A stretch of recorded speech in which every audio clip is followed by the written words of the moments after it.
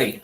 Welcome to the Professional Artist. I'll go into the whole thing here in a second that I have to tell all of you, but we are here today with Steve Argyle, Magic Card and Legend of the Five Rings artist professional. You know, wonderful guy. Also, beautiful human being. He is one of the kindest people you ever meet. So, anyways, Steve, how are you doing today?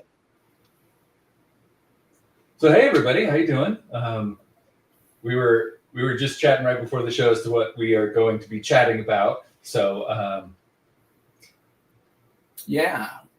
So actually, before we get started, let me go ahead and read this thing that I have to read.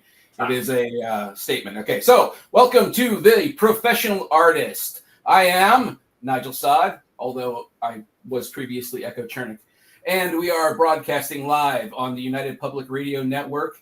107.7 FM in New Orleans, simulcast on YouTube and Facebook. Please like, follow, and subscribe, and ring the notification bell.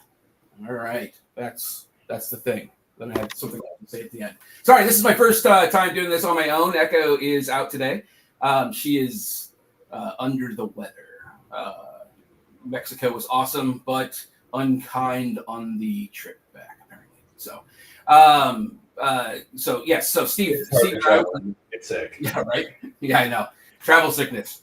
The very first time that Steve and I and Echo, well, I don't know, Steve. I don't think it was your first time in Europe, right? No, not for us, but it was our first time at Spiel. Yeah. So we got invited by our friend Larry Elmore to take over his booth at Spiel.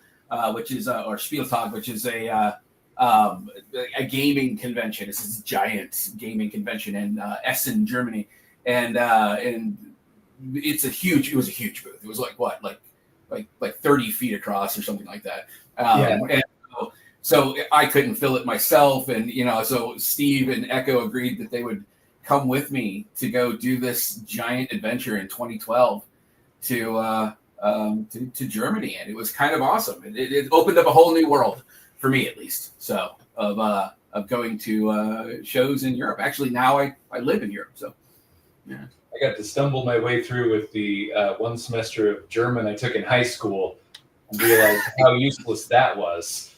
Mm-hmm. Yeah, I've learned that the best thing to say to a German when you're there is you say mein Deutsch ist scheiße. Okay, and they will always, 100% of the time, laugh. All right, and then they will say, "My English is shit," and then I'll say, "Well, our powers combined," and then like that person is my friend forever. All right, and because every German, for the most part, speaks English, so it's true. It's one of the things that makes me a little bit ashamed of myself as a English only, asterisk American is. Like, I go all over the world, and I can basically count to 10 in every language, say hello and goodbye, and that's it. I have tried learning high school. German was the class that was available, so I learned some German, and that has mostly been an embarrassment when I am in Germany. Like, I'll try and order food or something, and I'll be like, Ich wollen orange hamburger, and they're like, you know what? Just order in English, and they have like a perfect accent and everything. And it's funny. Japanese. In Japanese? Yeah, and I really want to. Like, that's the one I put the most effort into for a couple of reasons. One is I have always loved Japanese culture, folklore, art, language, everything. For my birthday, I got a Hokusai art book that's like 3 inches thick. It's his whole career. It's amazing. Mm-hmm. But so Japan, I'm just plain straight interested in so much of their culture and history, but also it's the place that you're most likely to get to see the cool stuff if you can actually communicate, because they have plenty of places, people that speak English, but if you get off the beaten path very far, then it's a lot harder. And I always love the experiences when I have like a local friend who can take me those places. And I just want to be able to do some of that myself. Yeah. Well, you do feel a little disconnected as well if you can't speak, basic things. I've had people that have gone with me to Europe that feel very isolated and like insecure in a lot of ways because again people are speaking other languages and they're speaking sometimes about you, and especially I look like a freak, so like people are always looking towards me and whomever I'm with and talking about us. We don't know what they're saying. They could be saying anything. And I have to remind them. I'm like, they don't know that we don't speak Italian. For the most part. Unless we are speaking English at the time, and then they can make the assumption. But yeah, no, it's not. It can be, I guess, very isolating for a lot of people. So I do have one artwork thing that has to do with travel and language. And so these days, you can really get a long way with your little Google Translator on your phone, right? Yeah. Even if you're translating like kanji and stuff like that. Mm-hmm. Now, our first trip to Japan, me and Kat went in 2011, I think, 2010 maybe. Uh-huh. And translation apps were not great, right? They just weren't really a thing. We didn't speak the language.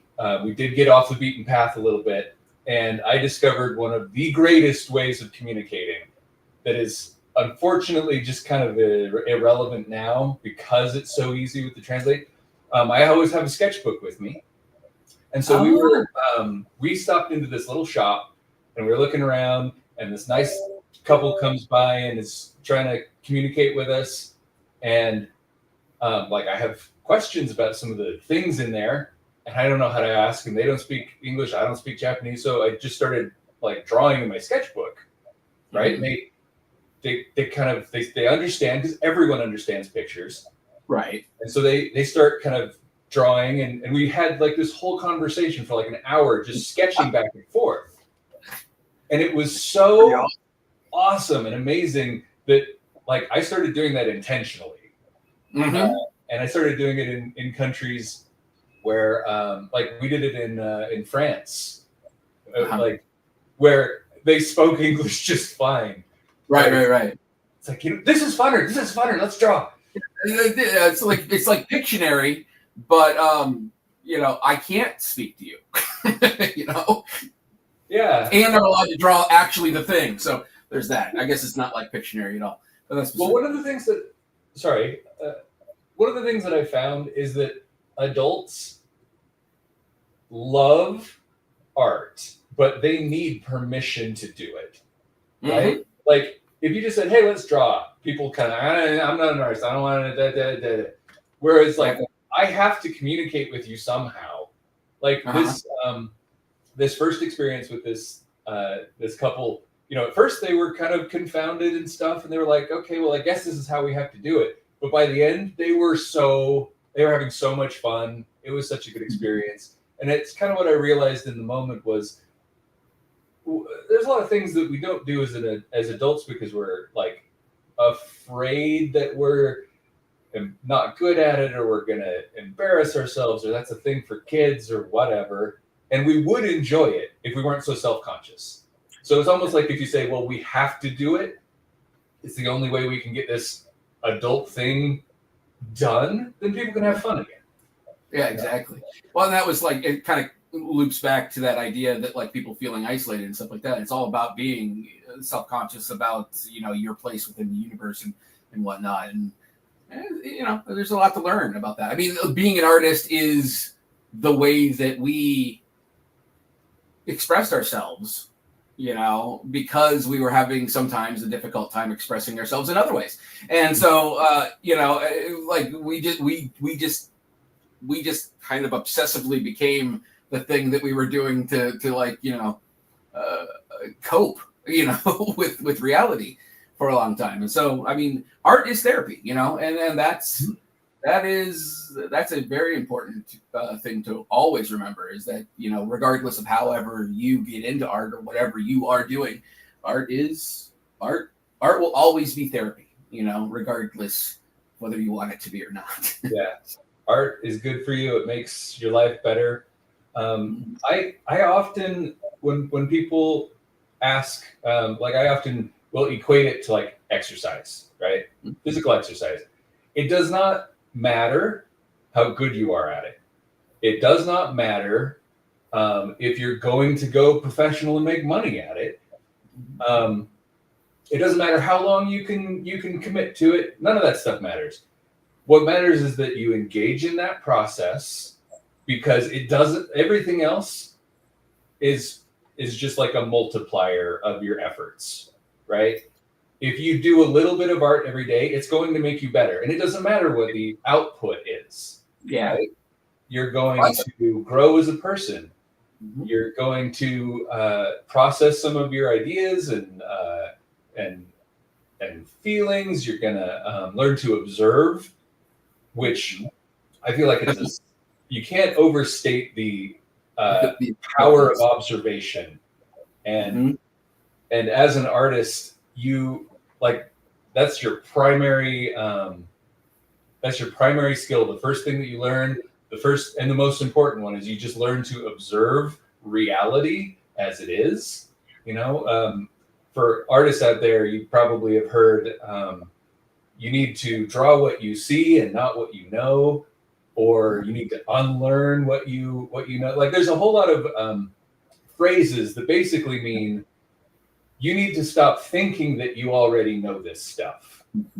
Yep. If you're looking at something, you're trying to reproduce it, what you're really learning is how to see it for what it is, and not the symbols in your head, right? Not the, I know what an eyeball is. It's two ellipses with a circle in the middle, right? Right. It's a symbol, and it's hard for artists to get over that. You have to deconstruct and be like, no, I need to see what's really there. And that's one of the most valuable things I feel for me as an artist is you learn to observe without judging, categorizing, or simplifying things. You stop the efficiency of thought in some ways, right? Like, the reason we do this, we categorize things and we simplify things, is because it makes it easier for us to navigate. But it also means we're inaccurate, and I'm speaking a little bit in metaphor here because it applies to everything in life. Yeah, I was gonna say it's everything. Like, when I studied genetics, and whenever you're thinking abstractly in science, you have to do the same sort of thing. You can't just make an assumption. Assumptions are not allowed in science. You have to have provable things that are occurring. So you test everything, even though this is going to work. You still do the test, and stuff like that. And it's the same thing that you were talking about, like the idea that that everybody comes into artwork thinking that they can just do it, and stuff like that. I tell every kid that wants to be an artist, I'm like, you should go to art school, and there's this weird disconnect where people feel like if you didn't go to art school, somehow you're better than the person who went to art school, because you did it on your own, you know what I mean? Like, you pulled yourself up by your bootstraps or some stupid shit like that, but the reality is that that process of learning is 15,000-20,000 years of experience that's been boiled down into okay, these things are the things that really work well. You should learn them, as opposed to just kind of trying to stumble through it all on your own, So I found I don't know what the exact ratio is, but I know a lot of artists who went to art school and that was really good for them. I know a lot of artists who didn't go to art school and did just fine anyway. I didn't go to art school. I thought I was going to go into pharmacology, so I studied chemistry. And I actually found that science and art have so much overlap that has been forgotten, right? Like, old school scientists, the ones that, you go back far enough, they didn't even call them scientists. They were the natural philosophers. Yep. Aristotle, and up to a lot of the 1800s or so. Yeah. They had to be artists to be scientists, right? They had to make these observations and record them. So they had to draw them, they had to describe them in words, they had to do all of these things that are a little bit easy now. You take a picture of it, right? But they had to like really look at it and get it as accurate as possible. And I've always had a love of science and the history of science, and art and science to me are very similar. Well, I tell everybody that you're doing math. Like one of the things about being an artist is that you're just constantly abstractly doing math. It's a lot of like geometry and trigonometry. What I have found in my experience, at least, is that there's a lot of learning the math and then letting it be internal. What I mean by that is it's like sports practice or something like that, where you do the thing repetitively enough that you don't have to think about it anymore. Like I used to do like little weird ratio studies where I would just I took it from music, right? I was like, in music, these intervals are so important, right? You have your scale, and it's like 1/5 is the most resonant sound, and then you got your minors and your majors, and it's split up into very specific ratios. And the dissonant ratios are the ones that have like the strangest numbers. You got your Dorian minor or something like that. And I started applying that visually. I'm like, I'm going to just start taking compositions and fitting them into musical interval ratios, right? And I found that was an amazing experiment. I learned a lot. I didn't come up with a lot of good compositions that way. Partially because the ones that work are the ones we already know, right? Yeah. The rule of thirds or the golden ratio, of course, those work. But I did find that it does a little bit line up with music in that if you have these weird intervals where you have a tiny character in a big space, it feels dissonant visually just like it would musically. And so I kind of started experimenting with, well, where do these weird ratios work in visual storytelling? Yep. They do, as well. Yeah. And now it's all internalized where I don't think about that sort of thing anymore. But I've experimented, I've done that, and now I can just the way I think of composition and storytelling now is it's still derivative of that. It's relationships. I think of everything in relationships and how I'm going to convey those relationships. So in that same scenario, it would be, well, I have a character that I want to show is isolated and feels disconnected and that sort of thing. So I'm not going to put them on the third where everything's happy and good and you have a background and you have a foreground and everything is kind of compositionally correct. Instead, you intentionally make it incorrect. You're like, I want this person to feel disconnected. I want this person to be out of place and out of balance. And I'm going to convey their relationship with the world by doing things what is, by conventional means, the wrong way. This is where you come back to what I was talking about earlier when it comes to the going to art school. Now, you can come to these kinds of conclusions organically yourself, which is what you've done, obviously. But you've come to it from a scientific background, and you're looking at everything as experimentation. But like, if you don't have that mind, if you're not that mind, and you go to art school, well, you're still learning all of those same things. And once you understand what to do, breaking those rules is what makes us artists, and I think what will ultimately save us from the crises that we're in right now with like AI and whatnot. I was just thinking that. I was thinking, artists are worried about AI.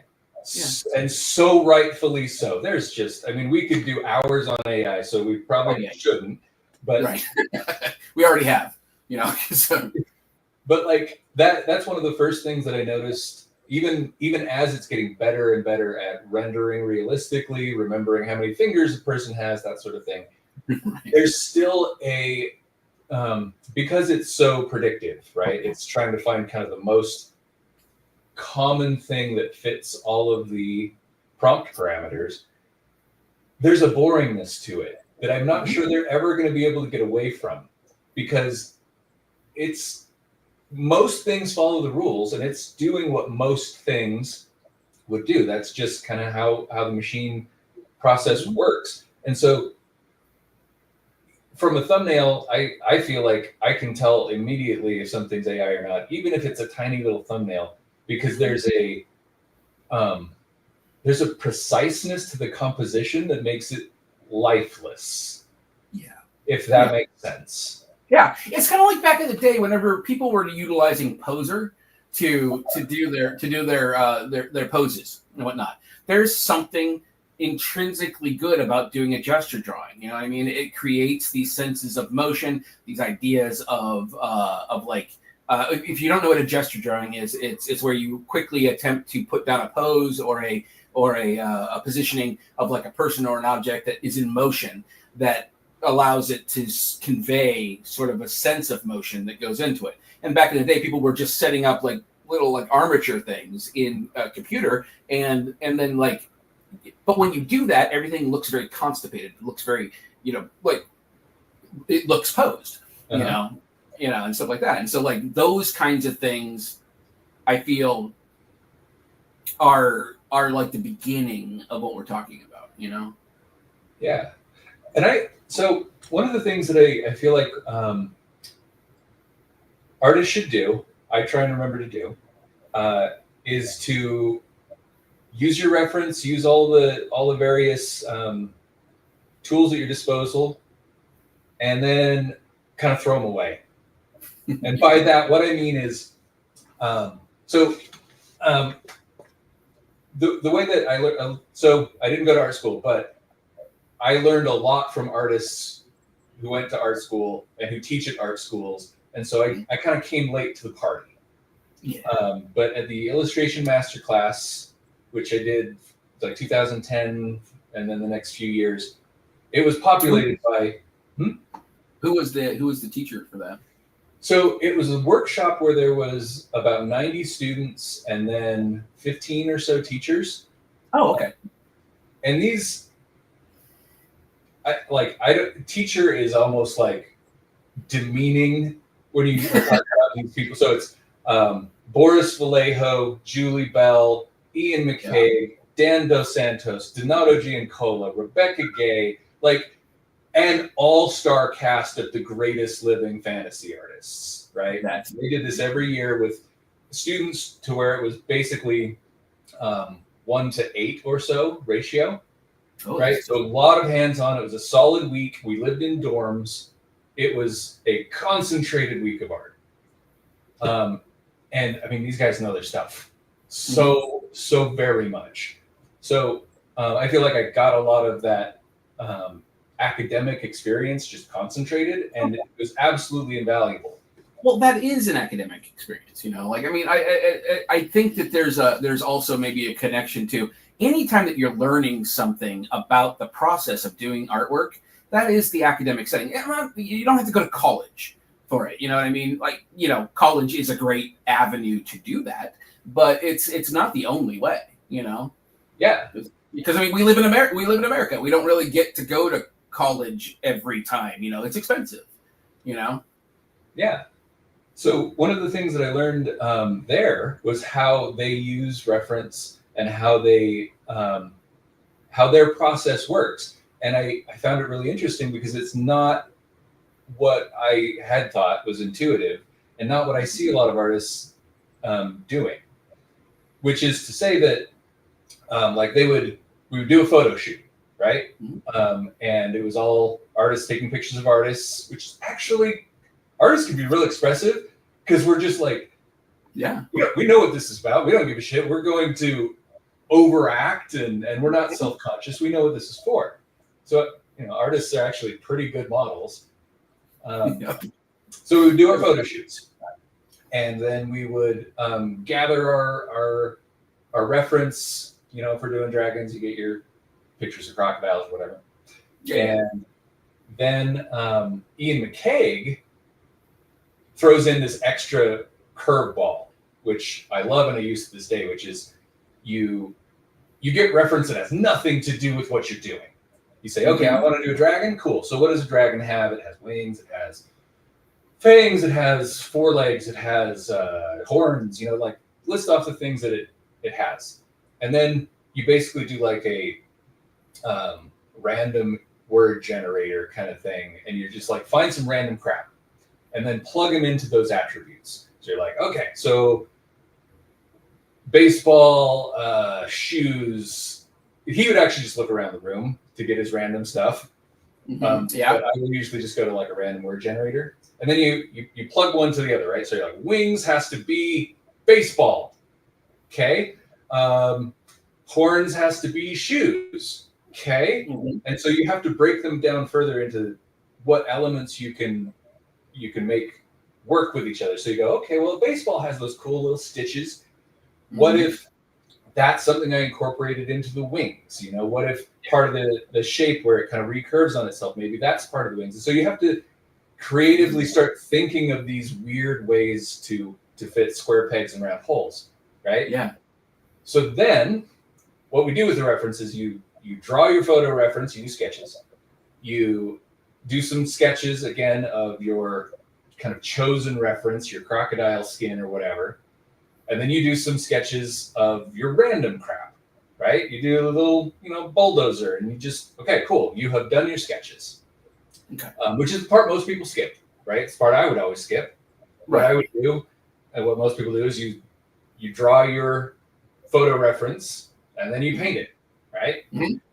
So what a lot of these guys did, and what Ian McCaig does very religiously, is he's like, okay, cool. Now it's all gone. I've done my sketches, and the reason I did my sketches was to learn what it is about these things that I want in my final piece. So he says, now it's gone. I'm not going to use that photo reference because it's in here. And what's in here is better than what's in there because I remember what's important. I remember the stuff, like it's mental notes. So when you then apply that to your drawing, it's far more you. It's far more your style.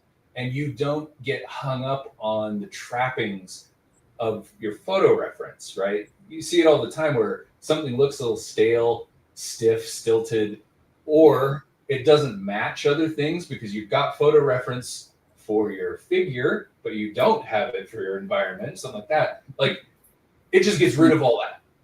Yeah, right? You don't really have a dragon, but you can draw a person really well. You know what I mean? So you can't really, you're not really, you don't have the same reference for a dragon, Yeah. And like, if you think to yourself, that's so much more work. I don't want to do that. I don't want to do 5, 6, 7 drawings to get to my one drawing, but it's so worth it. Yeah. You do arrive at a far better piece. You learn more in that piece, and you develop more as an artist for having done those exercises before you do your, performance. Now, Ian is just so everybody is aware, and maybe I'm getting this wrong or not, but he did a lot of work for like Lucasfilm and Star Wars. He did like Darth Maul. He was the creator of that character and whatnot.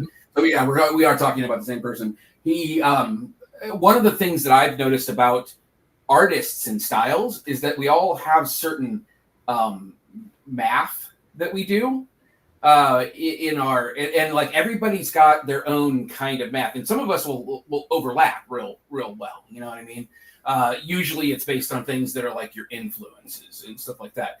Ian McCaig was actually one of those people where somebody asked me to draw a Darth Maul once.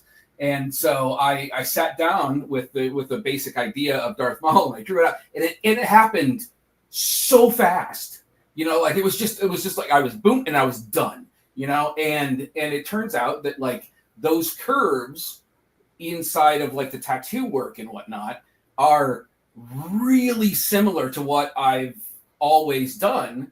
And so it just came super naturally to me to like do anything like that. And then I started looking into him, and he's got some influences like Dali as well, and and those kinds of things. And it's like it's really interesting to see how influences kind of overlap. I was astounded by it. To this day, I remember this vividly. I was like, why was that so easy? It didn't make any sense. But yeah, that is awesome. Yeah. And then I was there. We were there. You were there too at Spectrum, Fantastic Live, when he got his Lifetime Achievement Award. So that was a fun show. It really was. I really wish it was still around. Those of you that don't know, Spectrum is a art book that was out for a long time. It's no longer the 30th year or something like that. It's yeah. I mean, are they still doing it? Because that's a good question. I don't know. I think that Flesk began to sort of, he just kind of, decided not to after a while. It's hard to do art books these days. Yeah, it really is. Books these days. Right. Well, yeah, there is that. But yeah, no, I mean that show was kind of a really lovely show to get to know other like really high-end artists, because everybody wanted to be there because everybody had such a regard for the Spectrum art books that came out, and the magazine, that was out with it as well. And like I remember we were talking before the show about Donato. And so Donato Giancola and myself were at the show, and you were there as well. And I was asking Donato how he did a certain thing, and he just busts out paintbrushes and sits down with me and shows me exactly how to do the thing that it is that was there. And I think it was that day that I realized just how beautiful the sci-fi fantasy community is, because we are a open environment that shares our knowledge so freely with one another that like it's there is no competition between us, and that's beautiful. That's beautiful, and that environment allows for the things that I think, again, coming back to the AI thing, is going to save what we do, because like you were talking earlier, you apply emotional content into the things that you're doing. It's important for you to break a rule, as you were saying, to show something in a way that is very visceral to the mind, stuff like that. These are the things that won't happen, in those AI things. They won't be able to, to make those unless they get that equation at some point in time that says if you break this rule, it looks kind of cool, and stuff like that. But like, they're not going to do that organically. They're not going to do that naturally. And the communities that we come from are so supportive of like our trajectories that, I remember early on, Ed Beard like was doing some interview and was talking about like my artwork and whatnot. And I always thought that Ed hated everything that I did. And but he didn't. He was very positive about the whole situation. He's talking about how, like we did this illustrative sort of fantasy based stuff here, but like we're moving into this other area, which is, more fine art. Like you got your illustrative sort of things. You're illustrating a thing, and then over here you're illustrating an emotion, and we're beginning to move towards the emotion side of things. Whereas AI, all it does is the thing. So, and that's our strength, is our emotion.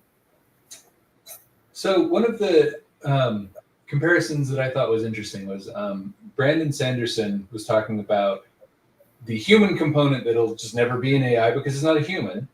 And he said, like, we don't really want like perfection, we want connection. Mm-hmm. And his analogy was we have we have whole communities who will watch people play video games on YouTube, right? Yep. It's a thing that we like. Somebody else is playing a game, and we're going through it with them. And he basically said, you can make an AI that will do that game perfectly, and no one will watch it. No one will care because it's not a shared experience. It's not that what you want is a video game to be played perfectly. You want to share an experience of that with a human, another person. And so there's going to be a lot that AI will do and do better than a lot of us, right? There's never, like, it's never going to have a human connection because it's not human. Right. There will definitely be people who find a way to express themselves through it. Great. You know, my biggest problems with AI, I think, are fairly the common stuff, right? Like, it's exploitative right now. It's incredibly consumptive of energy and water. These are problems that can be solved, if we care to. You know, like you guys have already talked about AI, and this is a well-worn thing. I guess what I'm really getting at is I don't think that it's going to be the death of creativity, artists, and performers. No, it's not. It is. I equate it back to Napster. You know, like back in the day when we were all stealing art. We were all stealing music. You know, there was a whole group of us that like would steal the music and then feel really bad about that, and then go off and literally buy more albums than they had ever bought before in their lives because, well, I'm stealing this thing now. Like there are always going to be positives that come out of it. You know what I mean? And that this is the sort of thing that is important to note is that the people aren't the problem. You know what I mean? The guy the guy that's using AI to create a character for his Dungeons and Dragons game, that's not an issue, you know, because only the people with an exceptional amount of disposable income were commissioning us to do that. You know what I mean? You know, and those guys were few and far between, anyways. And those guys are still doing it, you know, because they like that kind of thing. We're not losing anything to the consumer. You know what I mean? What we're losing is the more professional back end of it. And luckily, we've made that ruling that you can't copyright anything AI. So that's kind of saving us for now. But you know, when that falls away, that's going to be the biggest thing. All of those colleagues of ours that we have that are purely illustration based are the ones that I'm encouraging heavily. I'm like, guys, start putting more of yourself, put more of the emotion, you know, like, you know, feeling into what you're doing, because that's the thing that it can't do.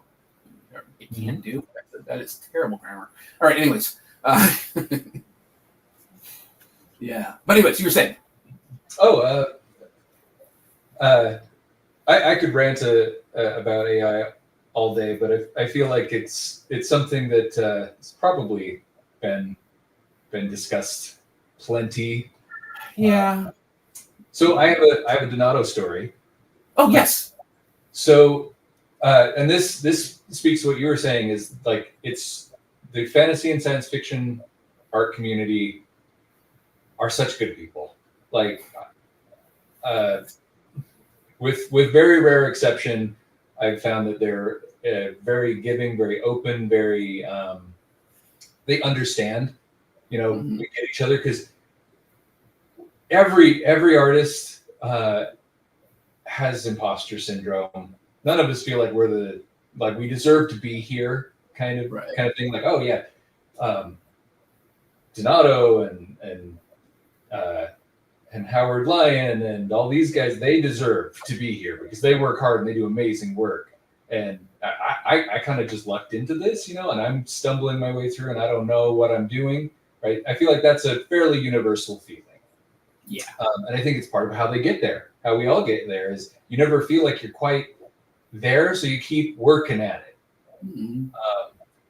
And I found that we're so supportive of each other. So when I got my first magic assignments, I was terrified of messing it up, and I emailed Donato out of the blue. He doesn't know me from Adam. Never talked to him, but he is one of my all-time art heroes. And so I emailed him out of the blue, and I'm like, "Hey, I'm a professional fantasy illustrator, and I use that in quotations because I do make money at it, but I'm just getting into it. I had done some stuff for Legend of the Five Rings, and I'm like, I have these magic pieces that I haven't turned in yet. I would like to commission you at whatever your hourly rate is, to just look at these pieces and give me a critique, right?" Mm-hmm. So he writes back and he goes, "Well, let's hop on a video call," right? Which is already like way more than I thought I was going to get. Right. So he talks over these pieces. He goes to my website. He looks through it. He spends like 3 hours with me on this video call. Gives me some of the best advice and critique I've ever gotten. At the end of the call, I'm thanking him and everything. I'm like, just like, let me know what I owe you, like how to pay you and all this sort of stuff. Like, this has been absolutely invaluable. And he's like, "Oh, no, that's not how it works." I'm like, "What do you mean?" He's like, "I'm helping you because you're an artist and I'm an artist, and this is what we do. We help each other, right? So if you feel like you need to pay for this, then your job is to do this for someone else. That's how this works." Right? He absolutely refused to take any sort of compensation or credit or anything. He's just like, "This is a hard industry, and we need friends, and be a friend." And like, that is, he's absolutely amazing for doing that. So the following statement, I don't want to undercut it. It's that the following statement is, he's not unusual in that respect. No. Right? There are so many artists who just want to help each other. Mm-hmm. I mean, he's one of the most he's one of the reasons why we feel this way. You know what I mean? Like, I'm sure that he had that prior to us. Like whoever he was talking to, like Frazetta or something like that. That was, or they were more contemporaries, weren't they? So at any rate, whoever was the previous and Brahm. Well, I guess Brahm's more contemporary with him. Yeah, he's a contemporary. Yeah, so that's what I mean, and so like they're all, and then really you go back to like the Larry Elmore and those guys, and those were all the beginnings, I still remember to this day. I have an original Jeff Easley painting. Because of this exact sort of thing, like Jeff came to a show, Con on the Cob, with Andy Hopp. I think everybody here knows Andy, but Andy is a phenomenal sort of like illustrator that does, not sort of illustrator, he is an illustrator that does like monsters. He came from a science background as well. Like, he studied biology, and so he wanted to do monsters that were biologically correct.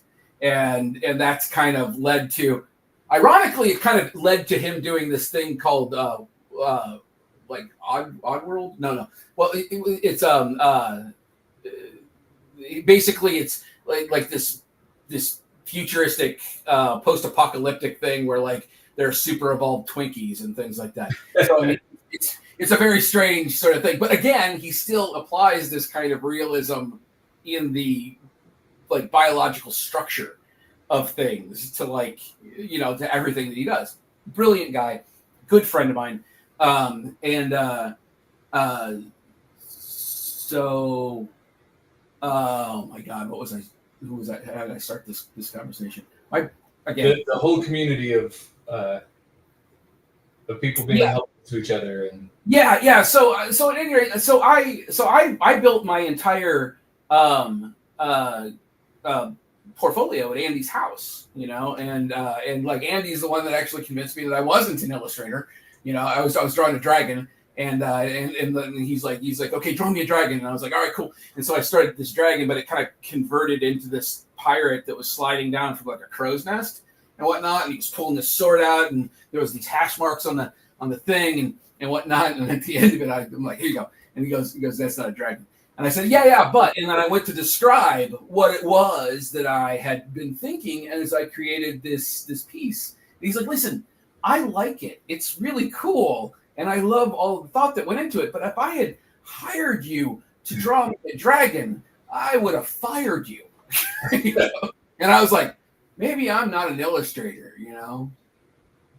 But yeah, no. But that wasn't the point of this conversation. Who were we talking about prior to that? Donato, but no, in between. I can't. All right, anyways. I'm sure it'll come to me, and then I'll have to like jump back. Again, ADHD and forgetfulness is also part of the job. Like we all have to have it. Yeah. They don't let you in. And weird sleep schedules. Yes, yeah. Like getting up for this is a challenge at times because I'm usually up until like 5 o'clock in the morning. Like I'm currently working on a piece, a Fallout piece right now. When you asked, Kat got the message and it's like, hey, do you want to do this thing? It's probably about noon because we had mixed up the time zones. And I'm like, I don't know if I'm going to be awake at noon. Yeah, exactly. And so I've actually found this across the board with creatives. I don't know if there's just something that's messed up with our neurotransmitters or what, but I'm building a house, right? And I hired an incredible architect to take all of my weird, crazy Shire meets Rivendell ideas and make them like work. And I lucked out, I feel like, because I got what I consider one of the greatest architects to agree to work with me on this. Oh, nice. And we, at some point we were talking over Zoom, and I was like, thanks for always being able to do like afternoon meetings because I'm never up before 2 or whatever. And he goes, it's actually one of the things that I really like about you. Everybody wants these early morning meetings. I do not sleep at night. And so I described him like, well, I'll go to bed at the same time as my wife, but I'll like nap for a half an hour and then I'll get up and work all night. Mm-hmm. Like, that's exactly what I do. And that's awesome. We were like recounting all the people we know that have this weird sleep schedule, I mentioned Brandon Sanderson earlier. He works through the night, sleeps during the day. And it's just like, that's almost, I don't think any of us do it on purpose. So I'm not telling the people at home, like, you just need to stay up all night. That's the way to do art.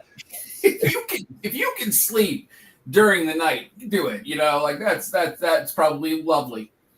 Yes. It's a flaw that we all seem to have. Mm-hmm. Not an attribute you should strive to have. No. Oh, I remember what it was. It was Jeff Easley. Okay. So Jeff comes to the show, Con on the Cob, all right, and which is run by Andy, and that's how I got into the Andy thing. So Jeff comes there, but he's supposed to do this painting demo, an oil painting demo, but had forgotten everything to do an oil painting demo. And I lived in the same town, so I ran home. I grabbed a bunch of oil paints, some paint brushes, and like a board for him to paint on, and I brought it all back, and I was like, "Here you go, Jeff. Like this is you can use you can do your demo." And he's like, "Oh, sweet, thanks, man. I really appreciate that." And he went and he did the demo, and then at the end of it, he comes back with this finished piece. It's called it's Tor the like Lich King or something like that. And so it's a Lich King, sort of dealio. And he comes up to me and he hands it to me and he goes, all right, so the paint's still wet. So if you wanted to, you could go home and just kind of wash that off and like, reuse the board if you wanted to. And I said to him, I was like, or Jeff, and I'm just spitballing here, I could keep it. And then when my kids want to go to college, I could sell it and put them through college. And he's like, yeah, man, whatever you want to do with it, it's fine. And I was like, but that's what I mean. Like Jeff has no idea what his value is. And he literally gave me a piece of artwork that was worth thousands of dollars. He could have sold that to anybody. and instead he just gives it back because that's what we do. I also think about Luca, like when we all go to Luca. So basic. I live in Luca now, and actually, you can blame this guy here for me living in Luca because Steve, for many, many, many years, tried to get me to go to the Luca Comics and Games. He would tell me, he's like, listen, I've never been treated better in my life, because he was the one of us that sort of ran with the European shows and whatnot. And okay, so we have 5 minutes or 10 minutes. So yeah, you were the one that ran with the European shows, and then you finally convinced me to come to Luca, and you were right, man. Like, they are just the kindest people. I have never been treated more like royalty, really, is what it feels like, almost, in my life, and they helped on everything, like to the point where Martina literally has never stopped being my handler. You know what I mean? Like, she just still does everything. Martina, I love you if you're watching. All right, so but yeah, and in Luca Comics and Games, we have a live painting area that goes up where all of the artists will go up and we'll all just do these paintings, and then at the end of it, we auction all of those paintings off. And that money goes to usually this ambulance company that is out of the Tuscany area, and we all do it just because we love doing it. And Italians get so much joy out of watching us paint.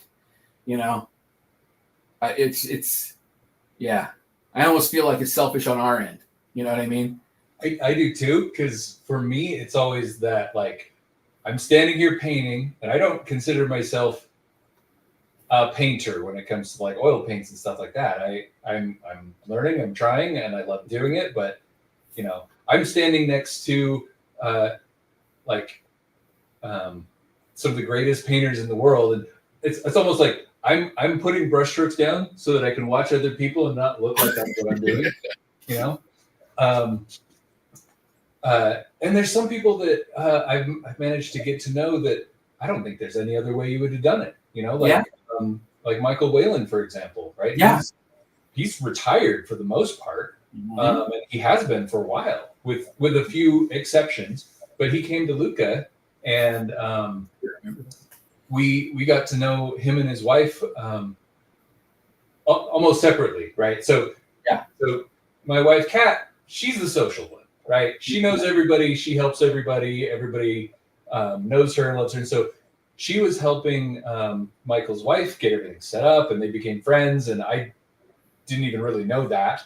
And then I went to do the painting, and I saw that there was a spot next to Michael. So I'm going to paint, right? Yeah. Because, I mean, he's been a hero of mine since I was a kid. I got a big old thick Michael Whalen book, and I was like, how does he even do this?